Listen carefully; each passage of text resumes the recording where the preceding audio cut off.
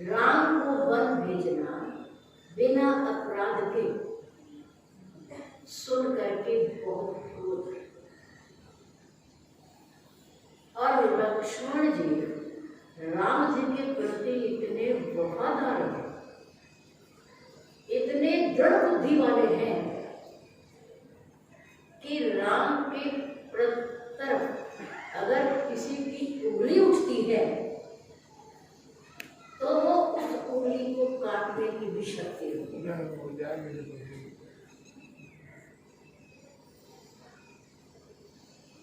लक्ष्मण जी ने कहा मैं अपने पिता पर भी क्रोध है कि पिता ने बिना अपराध राम जैसे पुत्र को वनवास कैसे दिया। उन्होंने अपने पिता को कामी तक कहकर एक महिला के बस में आकर के अपने धर्म को बचाने के लिए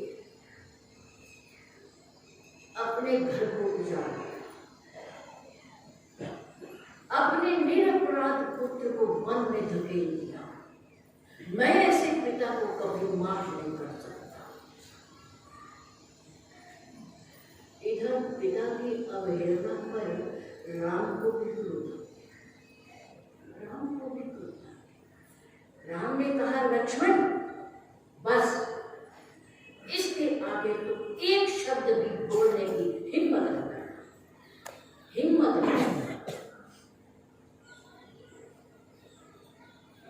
हमारे पिता ने हमें जो कुछ दिया, जो आदेश दिया, जो आज्ञा दी, उसका पालन करना पुत्र होने के नाते हमारा कर्तव्य है, हमारा फर्ज बनता है कि हम उनकी संतान। और रही बन देने का आदेश, बन जाने का आदेश, जिसकी कल्पना हमारे पूज्य पिताजी ने की है, पूज्य पिताजी ने इसकी कल्पना उनसे पहले कहीं ना कहीं कोई ना कोई जरूर कर चुका है, जरूर कर चुका है। ये उनके मन के अंदर विचार महारानी के मां के अंदर उठा है, अब उठा है, लेकिन इसकी कल्पना बहुत पहले हो चुकी है, बहुत पहले हो चुकी है। स्वर्ग में बैठे हुए देवता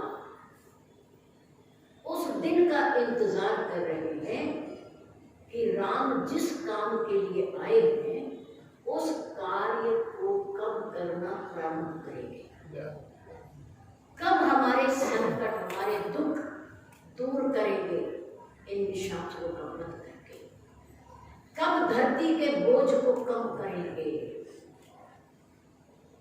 बचपन बीत गया, शादी हो गई, विवाह हो गया और महलों में रहते हुए भी दिन व्यतीत हो रहे हैं, लेकिन वो समय कब आएगा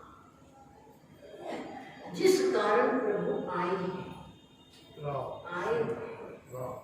ये केवल राम जानते हैं या महर्षि वशिष्ठ जानते हैं।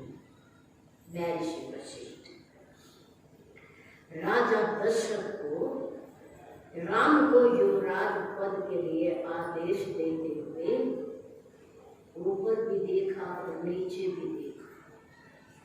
नीचे राजा दशरथ है और ऊपर देवता बैठे। देवता देख रहे हैं कि हमारा ये भाई है, ये महर्षि वशिष्ठ ब्रह्मा जी के मानस पुत्र हैं, देवयोनि से ही है। देखें आज राजा दशरथ को क्या आदेश देते हैं। हमारी तरफदारी करते हैं या राजा दशरथ की करते हैं? किसकी तरफदारी करते हैं? राजा दशरथ की बात को सुनकर के गुरुदेव को बड़ी प्रसन्नता हुई कि एक पिता ने अपने पुत्र के भविष्य के लिए अच्छा सोचा। अच्छा, राम एक योग्य पुत्र है, योग्य पुत्र है, और योग्य पुत्र को अधिकार मिलना ही चाहिए, मिलना ही चाहिए। बड़े प्रसन्न हुए, कहा राजन तुम्हारी भावना बहुत सुंदर है, बहुत सुंदर है। मैं भी चाहता हूँ कि आप युवराज में वृद्धा पालक बने, राज्य करें, बहुत अच्छी बात है। मैं भी तुम्हारे साथ सहमति जताता हूँ। तो राजा दशरथ ने कहा फिर आदेश कीजिए ना, फिर आदेश करो। महर्षि वशिष्ठ ने कहा वेगी विलंब न करिए, वेगी बहुत जल्दी जाओ, राम को युवराज बनाने में देर न करना, देर न करना। अब देवताओं ने कहा अच्छा हमारे साथ क्यों होगा, हमारा साथ नहीं दे रहे हो, देख लो।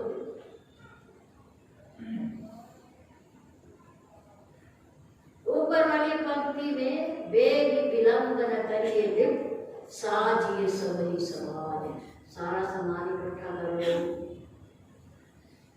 राज तिलक देने का थाली में सजा लो, सोचना नहीं, क्योंकि शुभ काम के लिए कभी सोचना नहीं चाहिए। शुभ काम अपना मुहूर्त अपने साथ लेकर आता है। घर में कोई बिना हो, भावना उठे, किसी से मत पूछो, उसे करो। क्यों? क्योंकि पता नहीं अगला श्वास आएगा या नहीं। और फिर कोई बाहर से आ गया, उससे पूछा तो कभी वो हाँ ना कर दे, कभी वो भी घर न डाल दे, हैं? फिर उसकी माननी पड़ जाएगी, उसकी नहीं मानेंगे तो फिर वो उठ जाएगा, तो शुभ काम तो कर दे। इसलिए शास्त्र कहता है शुभ कर्म करने की मन में उठे उसे तभी कर लो, क्योंकि शुभ काम का कोई मुहूर्त नहीं होता, वो अपना मुहूर्त अपने साथ लेके चले। अब वशिष्ठ जी को ऊपर से देवता देख रहे हैं तो उन्होंने कहा, अब राजा की भावना, वेग विलंब न करिए लिप साजिए सबरी समाज। अब नीचे वाली लाइन में पलट देगा, देखो राजन, राम को युवराज आप और मैं बनाने वाले नहीं हैं,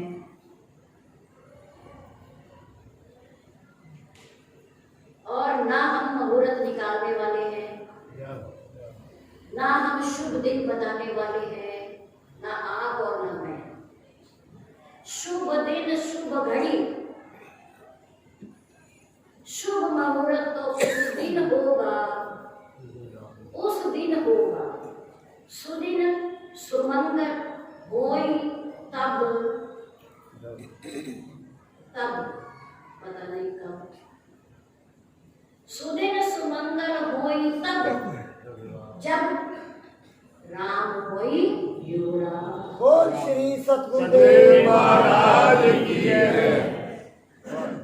राम को युवराज न तुम बना सकते न मैं बना सकता, राम को स्वयं युवराज बनेंगे जब भी बनेंगे, हो ही वही मैं ना हो जाएंगे, हो जाएंगे, ना आप करने वाले और ना मैं करने वाला, कोई नहीं उन्हें करने वाला।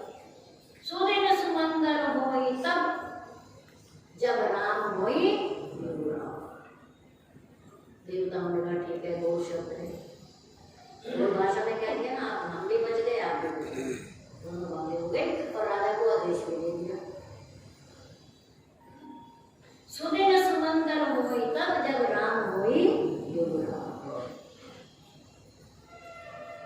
कल्पना हो गई कि राम को युवराज कोई नहीं बना सकता, राम जब भी बनेंगे अपने आप बनेंगे, और जब भी युवराज बनेंगे तभी शुभ घड़ी आ जाएगी, शुभ घड़ी इंतजार करेगी, ये शुभ घड़ी भी इंतजार नहीं करेगी,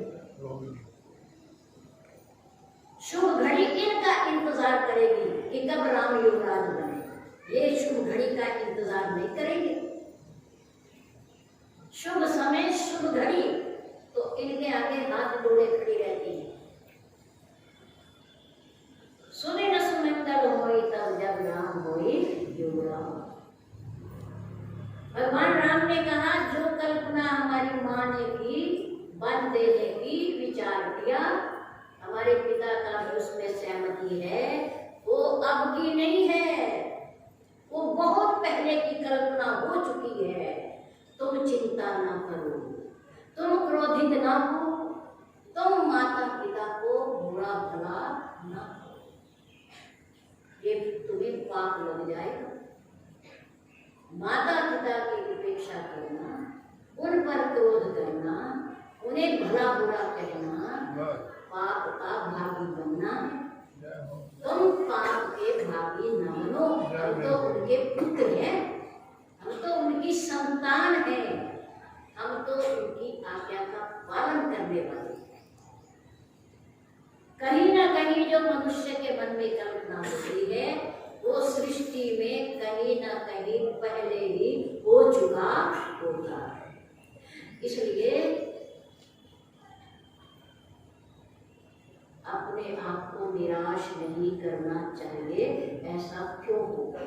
वो होना निश्चित था, वो होना निश्चित था, इसलिए हो गया, इसलिए हो गया। होनी तो होके रहे, अनहोनी ना होए। जो होना होता है वो तो हो के रहता है, किसी के टालने से टल नहीं सकता। महात्मा बुद्ध यात्रा करते हुए